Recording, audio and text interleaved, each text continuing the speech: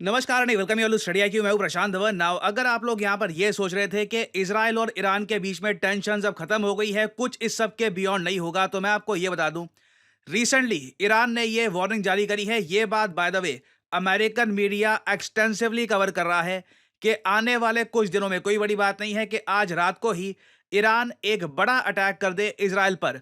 जो words use किए जा रहे हैं ईरान द्वारा, ईरान एक्चुअली आसपास के सभी देशों को, जो अरब देश है including Saudi Arabia, even Iraq, इन सब कंट्रीज को ईरान लगातार ये वार्निंग दे रहा है कि ये एक स्ट्रॉन्ग और कॉम्प्लेक्स अटैक करेंगे इजराइल पर। यहां पर सिर्फ ये लोग मिसाइल्स का यूज नहीं करने वाले, वेरियस और तरीके से भी इजराइल पर ये लोग अटैक करेंगे। और ये लोग अपने अब तक के सबसे पावरफुल वॉरहेड का इस्तेमाल करने वाले हैं, जिससे इजराइल की धरती पर धमाका हो। ना ये ईरान क्यों करेगा, आप लोग समझ सकते हैं।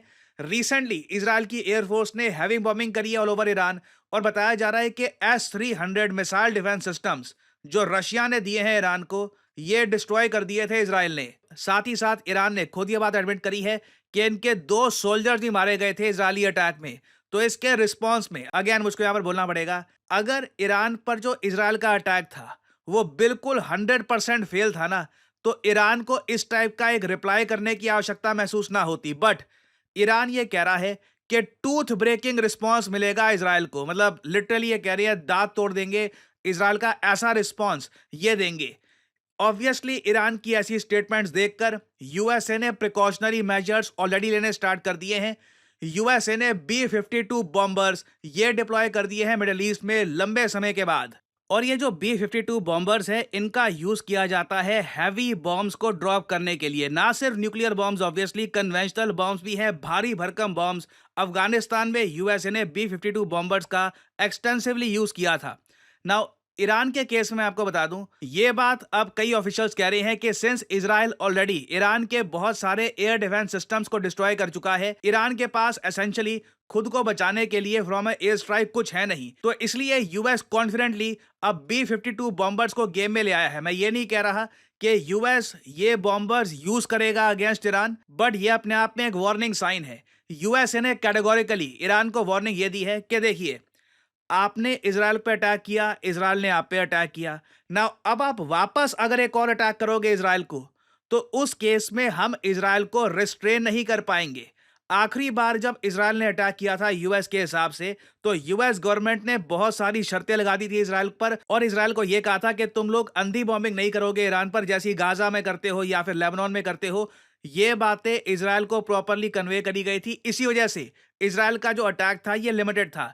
यूएस यहां पर कह रहा है कि अब अगर ईरान अटैक करता है, उसके बाद इजराइल का भी अटैक फुल फ्लेजेड होगा on the country of Iran. अब मुझे बताया, आप में से कई लोगों के माइंड में एक सवाल आएगा, क्या बस ये लोग ग्लोबल स्टॉक मार्केट को डुबा देना चाहते हैं कॉन्स्टेंटली इस टाइप की टेंशंस को और ज्यादा इंक्रीज करके? ईरान चाहता क्या है? ईरान ऐसी बातें बोलकर क्या अकॉम्प्लिश करेगा, और हर बार ये अटैक से पहले इस टाइप की वार्निंग क्यों देते हैं ना? यहाँ पे आपको समझना होगा, फॉर द टाइम बीइंग, अभी के लिए ना, ईरान की उम्मीद यह है कि इजराइल सीज फायर कर देगा गाजा और लेबनान के साथ। यहां पर आप देख पाओगे ईरान के जो प्रेसिडेंट हैं मसूद, इन्होंने ये बात ओपनली कही है कि अगर इजराइल ट्रूस कर लेता है, शांति समझौता कर लेता है लेबनान और गाजा में, उस केस में जो इनका रिस्पॉन्स होगा अगेंस्ट इजराइल, ये सॉफ्ट हो सकता है। नाउ इससे आप समझ जाएंगे कि जो वार्निंग दे रहा है ना ईरान, इसी उम्मीद से दे रहा है कि वार्निंग से पहले एक बार ये अपनी जो साइकिल है बार बार रिपीट करते रहेंगे, वार्निंग फिर अटैक, वार्निंग फिर अटैक। इवेंचुअली ईरान को उम्मीद ये है कि एक टाइम पे आकर इजराइल ये कहेगा कि ठीक है, इनफ, अब हम गाजा पे जो भी ऑपरेशन कर रहे हैं ये खत्म कर देंगे, लेबनान पे कई बार अटैक करेंगे नहीं। बट लगता नहीं है कि बेंजामिन नेतन्याहू ईरान की इस कंडीशन को मानने वाले हैं। Iran on the other hand इस बात को लेकर भी काफी कॉन्फिडेंट है कि बहुत से देश हैं, फॉर एग्जांपल टर्की है, उसके अलावा चाइना, इवन नॉर्थ कोरिया और रशिया, ये सब आज के समय ईरान के पीछे खड़े हैं। रशिया तो मैं वैसे आपको ये बता दूं, एक बहुत ही इंपॉर्टेंट कॉम्प्रहेंसिव ट्रीटी साइन करने वाला है ईरान के साथ डिफेंस कोऑपरेशन के मामले में। इस टॉपिक पर मैंने एक शॉर्ट भी बनाई थी रिसेंटली, और मैं आपको बता दूं साल के अंत में ये ट्रीटी साइन होगी, जिस टाइप का डिफेंस एग्रीमेंट रशिया और नॉर्थ कोरिया के बीच में है, जिसमें अगर रशिया वॉर में उलझ जाता है, जो आज के समय उलझा हुआ है यूक्रेन वॉर में, नॉर्थ कोरिया अपने हजारों सैनिक भेजेगा रशिया की रक्षा करने के लिए। सिमिलरली रशिया और ईरान के बीच में भी एक कॉम्प्रहेंसिव डिफेंस एग्रीमेंट साइन होने वाला है, जो पूरे रीजन की जियोपॉलिटिक्स कंप्लीटली चेंज कर देगा। इंडियन कंटेक्स्ट में आप ये समझ लीजिए, जिस टाइप का एग्रीमेंट इंडिया और यूएसएसआर ने किया था, जिससे 1971 वॉर में इंडिया को बचा लिया गया था फ्रॉम अमेरिकन अटैक। यूएसएसआर की सबमरीन्स बिल्कुल रास्ते में आ गई थी, अमेरिकन को रोक दिया गया था। ऑलमोस्ट सेम नेचर का एग्रीमेंट रशिया और ईरान इस साल के अंत तक करते हुए आपको दिखेंगे। तो ईरान काफी कॉन्फिडेंट है, और आप समझ सकते हैं ऐसा नहीं है कि जब तक साल का अंत आएगा, अगर मान लीजिए इसराइल का उससे पहले कोई बड़ा प्रीएम्प्टिव अटैक आता है, इसराइल कहता है कि ये धमकियां सब छोड़िए, हम फिर से अटैक करेंगे ईरान पर, उस केस में ऑब्वियसली जो ये ट्रीटी पे सिग्नेचर्स हैं ये ज्यादा जल्दी भी हो जाएंगे।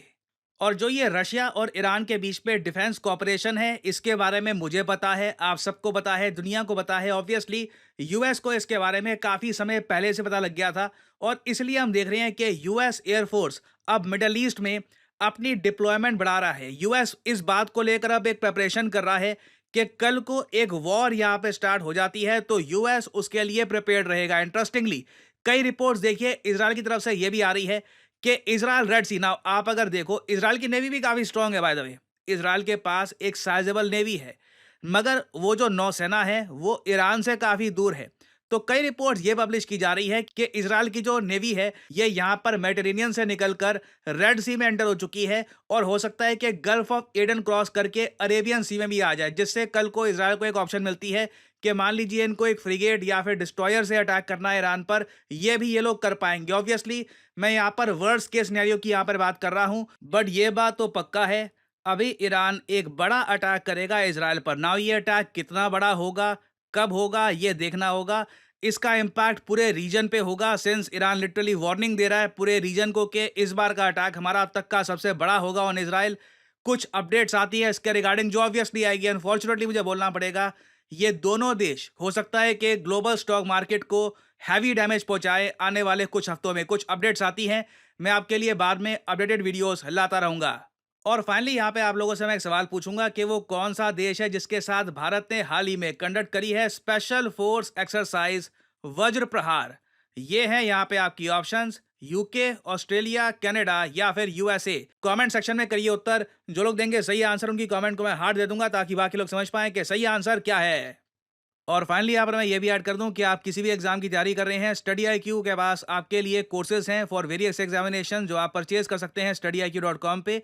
सिंपली आपको करना क्या है, कमेंट सेक्शन में जाइए, यहाँ पे आपको मिलेगा ये लिंक, इस लिंक पर करिए क्लिक, और यहाँ पे आप स्टडी IQ की वेबसाइट पे पहुंच जाएंगे। यहाँ पे आप देख सकते हैं, अगर आप स्टडी IQ के लोगो पे क्लिक करेंगे, आप वेरियस कोर्सेज कर सकते हैं purchase that are offered by study IQ। जो स्टडी IQ का फास्ट ट्रैक फाउंडेशन बैच है, ये आपकी काफ़ी हेल्प करेगा for the upcoming UPSC examination. उसके अलावा एसएससी, बैंक, वेरियस एग्जाम के कोर्सेज यहाँ पे आपको मिलेंगे that you can purchase. But जो यहाँ पे प्राइस लिखा है, नेवर पे दिस प्राइस, सिंपली यहाँ पर कोड यूज करिए PD10 और प्राइसेस अपने आप गिरना शुरू हो जाएंगे। You will be able to save a lot of money, so use the code PD10 and save money. इसी नोट के साथ यह वीडियो का अंत। Thank you for listening and as I always say, may the gods watch over you.